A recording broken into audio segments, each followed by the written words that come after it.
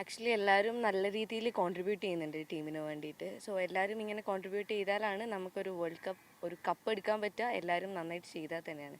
So I hope we will take the cup. വൈകുന്നേരം മുംബൈയിൽ India south ആഫ്രിക്കയെ നേരിടും. വനിതാ ലോകകപ്പിൻ്റെ അവസാന ദിവസം അതിൻ്റെ ആഘോഷങ്ങളും ആരവങ്ങളും ഇങ്ങ് തിരുവനന്തപുരം സെൻറ്റ് സേവിയേഴ്സ് ക്രിക്കറ്റ് സ്റ്റേഡിയത്തിലും കാണാം. ഭാവിയിൽ ഇനി ഇന്ത്യയെ നയിക്കാൻ പോകുന്ന നമ്മുടെ എല്ലാം ചുണക്കുട്ടികളായ അണ്ടർ 23 വുമൺസ് കുട്ടികളാണ് നമ്മളോടൊപ്പം ചേരുന്നത്. അവർക്കും അതിൻ്റെ ഒരു ആവേശവും ആരവങ്ങളും അവരുടെ കൂടെ ഇന്ന് മൈതാനത്തും ഉണ്ടായിരുന്നു. അതിൻ്റെ എല്ലാം ഇന്ന് അവരുടെ മുഖത്തും പ്രകടമാണ്. ഇന്നത്തെ കളിയെപ്പറ്റി എന്താണ് അഭിപ്രായം?